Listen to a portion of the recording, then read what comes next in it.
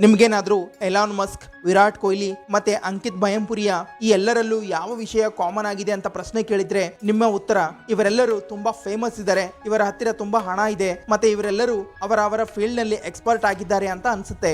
No doubt ಇವರ ಬಗ್ಗೆ ನಿಮ್ಮ ಅಭಿಪ್ರಾಯ ಸರಿಯಾಗೇ ಇರಬಹುದು. ಆದರೆ ನಿಮಗಿದು ಗೊತ್ತಾ, ಎಲಾನ್ ಮಸ್ಕ್ ಸ್ಕೂಲ್ ನಲ್ಲಿ ಇದ್ದಾಗ, ವಿರಾಟ್ ಕೊಹ್ಲಿ ಗಲ್ಲಿಯಲ್ಲಿ ಕ್ರಿಕೆಟ್ ಆಡ್ತಾ ಇದ್ದಾಗ ಮತ್ತೆ ಅಂಕಿತ್ ಝೊಮ್ಯಾಟೊನಲ್ಲಿ ಫುಡ್ ಡೆಲಿವರಿ ಮಾಡ್ತಾ ಇದ್ದಾಗ ಯಾರೂ ಕೂಡ ಯೋಚನೆ ಸಹ ಮಾಡಿರಲಿಲ್ಲ ಈ ಮೂರು ಜನ ತಮ್ಮ ಫೀಲ್ಡ್ ನಲ್ಲಿ ದೊಡ್ಡ ವ್ಯಕ್ತಿ ಆಗ್ತಾರೆ ಎಂದು.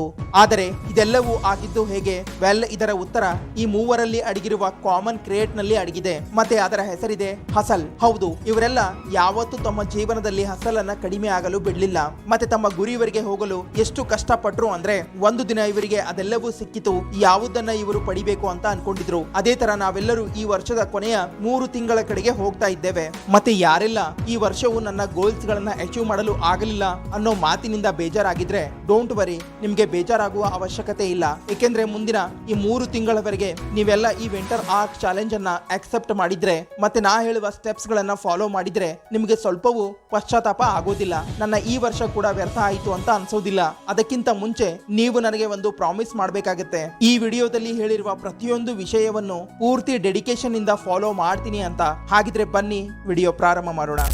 What is the winter arc challenge? ಎಲ್ಲಕ್ಕಿಂತ ಮೊದಲು ಈ ವಿಂಟರ್ ಆರ್ಕ್ ಚಾಲೆಂಜ್ ಅಂದ್ರೆ ಏನು ನೋಡಿ. ಇದೊಂದು ಇಂತಹ ಚಾಲೆಂಜ್ ಆಗಿರುತ್ತೆ. ಇದನ್ನ ನೀವು ಮುಂದಿನ 90 ದಿನ ರೆಗ್ಯುಲರ್ಲಿ ಫಾಲೋ ಮಾಡಬೇಕಾಗತ್ತೆ. ಅಂದ್ರೆ ಮುಂದಿನ 3 ತಿಂಗಳು. ಒಂದ್ ವೇಳೆ ನೀವು ಈ ವಿಂಟರ್ ಆರ್ಕ್ ಚಾಲೆಂಜ್ ಅನ್ನ ಆಕ್ಸೆಪ್ಟ್ ಮಾಡಿದ್ರೆ ನಿಮಗೆ ಸಕ್ಸಸ್ಫುಲ್ ಆಗುವುದರಿಂದ ಯಾರಿಂದಲೂ ತಪ್ಪಿಸಲು ಸಾಧ್ಯನೇ ಇಲ್ಲ. ಏಕೆಂದ್ರೆ ಚಳಿಗಾಲದಲ್ಲಿ ನಿಮ್ಮ ದೇಹ ಸುಸ್ತಾಗಿರುತ್ತೆ, ವೆದರ್ ಕೂಲ್ ಆಗಿರುತ್ತೆ, ನೀವು ಕಂಬಳಿಯಿಂದ ಆಚೆ ಬರೋದಿಲ್ಲ.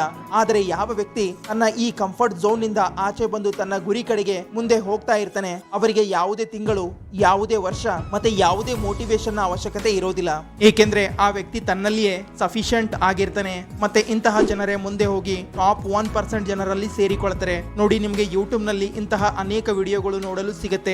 ಮುಂದಿನ 90 ದಿನದಲ್ಲಿ ಹೂಡಿಕೆ ಮಾಡಿ ಕೋಟ್ಯಾಧಿಪತಿ ಆಗಿ, ಇಲ್ಲ ಮುಂದಿನ 90 ದಿನ ಈ ತರ ಓದಿ ಟಾಪರ್ ಆಗಿ, ಇತ್ಯಾದಿ ಇತ್ಯಾದಿ. ಆದ್ರೆ ಒಂದು ಮಾತು ನೆನಪಿರ್ಲಿ, ನೀವು ಈ 3 ತಿಂಗಳಲ್ಲಿ ಎಲ್ಲವನ್ನು ಒಟ್ಟಿಗೆ ಅಚೀವ್ ಮಾಡಬೇಕು ಅಂತ ಅನ್ಕೊಂಡಿದ್ರೆ ಅದೆಲ್ಲವೂ ಆಗೋದಿಲ್ಲ. ಏಕೆಂದ್ರೆ ಎಲ್ಲವನ್ನು ಒಟ್ಟಿಗೆ ಮಾಡುವ ಯೋಚನೆಯಲ್ಲಿ ನೀವು ಒಂದು ಕೆಲಸ ಪರ್ಫೆಕ್ಟ್ ಆಗಿ ಮಾಡೋದಿಲ್ಲ.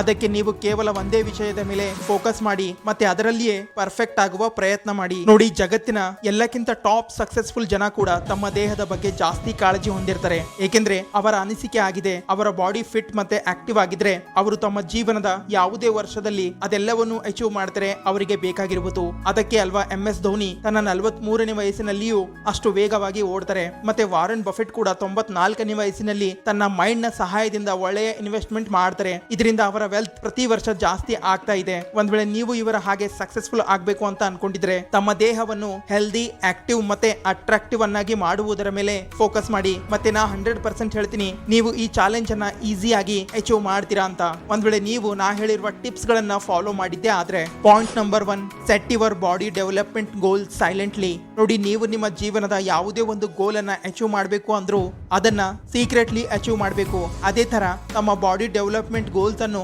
ಸೀಕ್ರೆಟ್ಲಿ ಅಚೀವ್ ಮಾಡಬೇಕು. ಬೇಕಿದ್ರೆ ನೀವು ಇದನ್ನ ನಿಮ್ಮಂತೆ ಫೀಲ್ಡ್ ಮತ್ತೆ ನಿಮ್ಮಂತೆ ಇಂಟ್ರೆಸ್ಟ್ ಹೊಂದಿರುವ ಜನರೊಂದಿಗೆ ಹಂಚಿಕೊಳ್ಳಬಹುದು.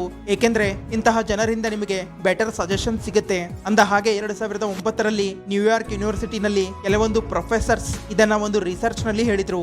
ಒಂದ್ ವೇಳೆ ನೀವು ನಿಮ್ಮ ಗುರಿಗಳ ಬಗ್ಗೆ ಅಗತ್ಯಕ್ಕಿಂತ ಜಾಸ್ತಿ ಬೇರೆಯವರ ಮುಂದೆ ಹೇಳಿಕೊಂಡಾಗ ಅದು ಪೂರ್ಣಗೊಳ್ಳುವ ಸಾಧ್ಯತೆ ತುಂಬಾ ಕಡಿಮೆ ಆಗುತ್ತೆ. ಅದಕ್ಕೆ ನೀವು ನಿಮ್ಮ ಗೋಲ್ಸ್ ಗಳನ್ನ ಪೂರ್ಣಗೊಳಿಸಲು ಸೈಲೆಂಟ್ಲಿ ಅದರ ಮೇಲೆ ಕೆಲಸ ಮಾಡಲು ಪ್ರಾರಂಭ ಮಾಡಿ. ಅಂದ್ರೆ ಜನರಿಗೆ ಗೊತ್ತೇ ಆಗ್ಬಾರ್ದು ನಿಮ್ಮ ಗೋಲ್ಸ್ ಏನಿದೆ ಅನ್ನೋದು. ಒಂದ್ ವೇಳೆ ನಿಮ್ಮ ಗೋಲ್ಸ್ ಅಚೀವ್ ಆಗಲಿಲ್ಲ ಅಂದ್ರೆ ಜನ ನಿಮ್ಮನ್ನ ನಗೆ ಪಾಠ ಮಾಡೋದಿಲ್ಲ. ಅದಕ್ಕೆ ನೀವು ಒಂದು ಹೆಲ್ದಿ ಮತ್ತೆ ಅಟ್ರಾಕ್ಟಿವ್ ಬಾಡಿ ನಿರ್ಮಾಣ ಮಾಡಬೇಕು ಅಂತ ಅನ್ಕೊಂಡಿದ್ರೆ ತಮ್ಮ ಬಾಡಿ ಡೆವಲಪ್ಮೆಂಟ್ ಗೋಲ್ಸ್ ಯಾರೊಂದಿಗೂ ಹಂಚಿಕೊಳ್ಳಬೇಡಿ. Point number 2, make the to do list. ಈಗ ನೀವು ಗೋಲ್ಸ್ ಅಂತೂ ರೆಡಿ ಮಾಡಿಕೊಂಡಿದ್ದೀರಾ, ಆದರೆ ಈಗ ಕೆಲಸ ಇರೋದು ರಿವೆಂಜ್ ಬಗ್ಗೆ. ಹೌದು, ಈಗ ನೀವು ಸೇಡು ತೀರಿಸಿಕೊಳ್ಳಬೇಕು. ಹೊರಗಿನವರ ಜೊತೆಗೆ ಅಲ್ಲ, ಬದಲಾಗಿ ತಮ್ಮ ಜೊತೆಗೆ ತಾವೇ. ಏಕೆಂದ್ರೆ ನೀವು ಇಲ್ಲಿವರೆಗೆ ತಮ್ಮನ್ನ ತಮಗೆ ಕಂಫರ್ಟ್ ಝೋನ್ ನಲ್ಲಿ ಇಟ್ಟಿದ್ರಿ. ಆದರೆ ಈಗ ಸಮಯ ಬಂದಿದೆ ತಮ್ಮ ಬ್ಯಾಡ್ ವರ್ಜನ್ ಜೊತೆಗೆ ರಿವೆಂಜ್ ತಗೊಳ್ಳೋದು. ಏಕೆಂದ್ರೆ ಸೇಡಿನ ಕೋಪವೇ ನಿಮಗೆ ಈ ಬದಲಾವಣೆ ಕಡೆಗೆ ತಗೊಂಡು ಹೋಗುತ್ತೆ. ಮತ್ತೆ ಈ ಬದಲಾವಣೆ ತರಲು ಒಂದು ಸ್ಟ್ರಿಕ್ಟ್ ಮತ್ತೆ ಐಟ್ ಟು ಡೂ ಲಿಸ್ಟ್ ರೆಡಿ ಮಾಡಿಕೊಳ್ಳಬೇಕು. ಇದರ ಸಹಾಯದಿಂದ ನೀವು ಟೈಮ್ಗೆ ಸರಿಯಾಗಿ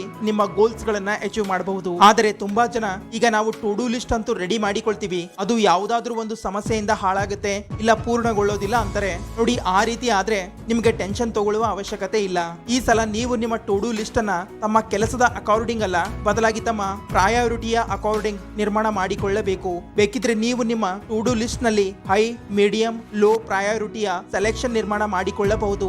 ಈಗ ಹೈ ಪ್ರಯಾರಿಟಿ ನಲ್ಲಿ ನೀವು ನಿಮ್ಮ ವರ್ಕೌಟ್, ನಿಮ್ಮ ವಾಟರ್ ಇಂಟೇಕ್ ಮತ್ತೆ ತಮ್ಮ ಡಯಟ್ ಗಳಂತಹ ವಿಷಯಗಳನ್ನ ಆಡ್ ಮಾಡಬೇಕು. ಅದನ್ನ ನೀವು ಹೇಗಾದ್ರೂ ಮಾಡಿ ಪೂರ್ತಿ ದಿನದಲ್ಲಿ ಕಂಪ್ಲೀಟ್ ಮಾಡಬೇಕು. ಅದೇ ಮೀಡಿಯಂ ಪ್ರಯಾರಿಟಿ ನಲ್ಲಿ ನೀವು ರನ್ನಿಂಗ್, ಜಾಗಿಂಗ್ ಗಳಂತಹ ವಿಷಯಗಳನ್ನ ಆಡ್ ಮಾಡಬೇಕು. ಈಗ ನೀವು ಇದನ್ನ ಮಾಡಿ ಇಲ್ಲ ಮಾಡದೇ ಇರಿ, ನಿಮಗೆ ಯಾವುದೇ ಪರಿಣಾಮ ಬೀರಬಾರ್ದು. ಮತ್ತೆ ಕೊನೆಗೆ ಲೋ ಪ್ರಯಾರಿಟಿ ನಲ್ಲಿ ಇರುವುದನ್ನ ನೀವು ಅವಾಯ್ಡ್ ಮಾಡಬೇಕು. ಉದಾಹರಣೆಗೆ ಗೆಳೆಯರ ಜೊತೆಗೆ ಪಾರ್ಟಿ ಮಾಡಲು ಹೋಗೋದು, ಇಲ್ಲ ಆಚೆ ಓಡಾಡಲು ಹೋಗೋದು, ಇದೆಲ್ಲವೂ ನಿಮಗೆ ಹಾನಿ ಉಂಟು ಮಾಡುತ್ತೆ. ಅದಕ್ಕೆ ಇಂತಹ ವಿಷಯಗಳನ್ನ ನೀವು ಲೋ ಪ್ರಯಾರಿಟಿ ನಲ್ಲಿ ಆಡ್ ಮಾಡಬೇಕು. ಈಗ ಇಂತಹ ಸಂದರ್ಭದಲ್ಲಿ ನಿಮ್ಮ ಹೆಲ್ತ್ ಹಾಳಾದ್ರೆ ಇಲ್ಲ ನಿಮಗೆ ಆಚೆ ಹೋಗುವ ಅವಶ್ಯಕತೆ ಬಂದಾಗ ನಿಮ್ಮ ವಿಂಟರ್ ಆರ್ಕ್ ಚಾಲೆಂಜ್ ಗೆ ಸಮಸ್ಯೆ ಆಗೋದಿಲ್ಲ, ಏಕೆಂದ್ರೆ ನೀವು ನಿಮ್ಮ ಪ್ರಯಾರಿಟಿಯ ಅಕಾರ್ಡಿಂಗ್ ಕೆಲಸ ಮಾಡ್ತಾ ಇದ್ದೀರಾ. Point number 3, eliminate distraction. ಅಂದ ಹಾಗೆ ನೀವು ಯಾವತ್ತಾದ್ರೂ ಯೋಚನೆ ಮಾಡಿದ್ದೀರಾ ವರ್ಲ್ಡ್ ನ ಸಕ್ಸಸ್ಫುಲ್ ಜನ ಎಷ್ಟು ಸಮಯ ಸೋಷಿಯಲ್ ಮೀಡಿಯಾ ಉಪಯೋಗ ಮಾಡ್ತಾರೆ ಅಂತ? ಇದನ್ನ ಕೇಳಿ ನೀವು ಆಶ್ಚರ್ಯ ಆಗ್ತೀರಾ. ನೋಡಿ, ಈ ಎಲ್ಲರೂ ಕೇವಲ 10 ನಿಮಿಷವೂ ಸೋಷಿಯಲ್ ಮೀಡಿಯಾ ಉಪಯೋಗ ಮಾಡೋದಿಲ್ಲ. ಅಷ್ಟೇ ಅಲ್ಲ, ಫೇಸ್ಬುಕ್ ನ ಫೌಂಡರ್ ಮಾರ್ಕ್ ಜಗರ್ಬರ್ಗ್ ತನ್ನ ಮಕ್ಕಳಿಗೆ ಯಾವುದೇ ಸೋಷಿಯಲ್ ಮೀಡಿಯಾ ಆಪ್ ಅನ್ನ ಉಪಯೋಗಿಸಲು ಕೊಡೋದಿಲ್ಲ. ಹೌದು, ಇವತ್ತಿನ ಕಾಲದಲ್ಲಿ ಈ ಶ್ರೀಮಂತರ ಬಳಿ ಯಾವುದೇ ವಿಷಯದ ಕೊರತೆ ಇಲ್ವೇ ಇಲ್ಲ. ಬೇಕಿದ್ರೆ ಇವರು ಆರಾಮಾಗಿ ಪೂರ್ತಿ ದಿನ ಸೋಷಿಯಲ್ ಮೀಡಿಯಾ ಉಪಯೋಗ ಮಾಡಬಹುದು, ಆದರೂ ಇವರು ಉಪಯೋಗಿಸೋದಿಲ್ಲ. ಏಕೆಂದ್ರೆ ಇವರೆಲ್ಲರಿಗೂ ಗೊತ್ತು, ಈ ಡಿಸ್ಟ್ರಾಕ್ಷನ್ ನಿಮ್ಮ ಫೋಕಸ್ ಅನ್ನ ಹಾಳು ಮಾಡುತ್ತೆ, ಜೊತೆಗೆ ನಿಮ್ಮ ಗೋಲ್ಸ್ ನ ಅಬಿಲಿಟಿಯನ್ನ ದಿನದಿಂದ ದಿನಕ್ಕೆ ಕಡಿಮೆ ಮಾಡುತ್ತೆ. ಇದರಿಂದ ನೀವು ಲೇಜಿ ಆಗ್ತೀರಾ, ನಿಮ್ಮ ಎಲ್ಲ ಚಾಲೆಂಜಸ್ ಮತ್ತೆ ಗೋಲ್ಸ್ ಹಾಗೆ ಉಳಿದುಕೊಳ್ಳುತ್ತೆ. ಅದಕ್ಕೆ ನೀವು ನಿಮ್ಮ ಗೋಲ್ಸ್ ಗಳನ್ನ ಅಚೀವ್ ಮಾಡಬೇಕು ಅಂತ ಅನ್ಕೊಂಡಿದ್ರೆ ಇವತ್ತೇ ನಿಮ್ಮ ಜೀವನದಲ್ಲಿದ್ದ ಎಲ್ಲಾ ಡಿಸ್ಟ್ರಾಕ್ಷನ್ ಅನ್ನ ಆಚೆ ತೆಗೆದು ಹಾಕಿ ಮತ್ತೆ ಒಂದು ಹೆಲ್ದಿ ಹಾಗೂ ಆಕ್ಟಿವ್ ಬಾಡಿ ನಿರ್ಮಾಣ ಮಾಡುವುದರ ಕಡೆಗೆ ಗಮನ ಕೊಡಿ. Point number 4, eat healthy and rest properly. ಅಂದ ಹಾಗೆ ಚಳಿಗಾಲದಲ್ಲಿ ನಿಮಗೆ ಪ್ರತಿ ಕ್ಷಣ ಚಹಾ, ಕಾಫಿನಿಂದ ಹಿಡಿದು ಅನೇಕ ಅನ್ಹೆಲ್ದಿ ಫುಡ್ ತಿನ್ಬೇಕು ಅಂತ ಅನ್ಸುತ್ತೆ. ಆದರೆ ನಿಮಗಿದು ಗೊತ್ತಾ, ವಿಂಟರ್ ಸೀಸನ್ ನಲ್ಲಿ ನಿಮ್ಮ ದೇಹದ ಮೆಟಬಾಲಿಸಮ್ ತುಂಬಾ ಚೆನ್ನಾಗಿ ಕೆಲಸ ಮಾಡುತ್ತೆ. ಅದಕ್ಕೆ ನೀವು ಒಂದು ಅಟ್ರಾಕ್ಟಿವ್ ಮತ್ತೆ ಗುಡ್ ಲುಕಿಂಗ್ ಬಾಡಿ ಬೆಳೆಸಬೇಕು ಅಂತ ಅನ್ಕೊಂಡಿದ್ರೆ ನೀವು ಹೆಲ್ದಿ ಮತ್ತೆ ಟ್ರೆಡಿಷನಲ್ ಡಯಟ್ ಫಾಲೋ ಮಾಡಬೇಕಾಗುತ್ತೆ. ಒಂದ್ ವೇಳೆ ನಿಮಗೆ ಬೇಕಾದ್ರೆ ಈ ಇಮೇಜ್ ನ ಸ್ಕ್ರೀನ್ ಶಾಟ್ ತಗೊಳ್ಬಹುದು. ಈ ಡಯಟ್ ಪ್ಲಾನ್ ನಿಮ್ಮ ವಿಂಟರ್ ಆರ್ಕ್ ಚಾಲೆಂಜ್ ಅನ್ನ ಸಕ್ಸಸ್ಫುಲ್ ಅನ್ನಾಗಿ ಮಾಡಲು ನಿಮಗೆ ತುಂಬಾ ಸಹಾಯ ಮಾಡುತ್ತೆ. ಮತ್ತೆ ನಿಮ್ಮ ಇಡೀ ದೇಹದ ರಿಕವರಿ ಮತ್ತೆ ನ್ಯೂ ಟಿಶ್ಯೂಸ್ ಡೆವಲಪ್ಮೆಂಟ್ ಸಲುವಾಗಿ ನೀವು 7 ರಿಂದ 8 ಗಂಟೆ ಒಳ್ಳೆಯ ನಿದ್ದೆ ಮಾಡಲೇಬೇಕು. ಈ ತರ ಮಾಡುವುದರಿಂದ ನಿಮ್ಮ ಸ್ಲೀಪ್ ಸೈಕಲ್ ಸುಧಾರಣೆ ಆಗುತ್ತೆ, ಜೊತೆಗೆ ನೀವು ಸ್ಟ್ರೆಸ್ ಫ್ರೀ ಮತ್ತೆ ಫುಲ್ಲಿ ಡೆಡಿಕೇಟೆಡ್ ವ್ಯಕ್ತಿ ಆಗಿರ್ತೀರಾ.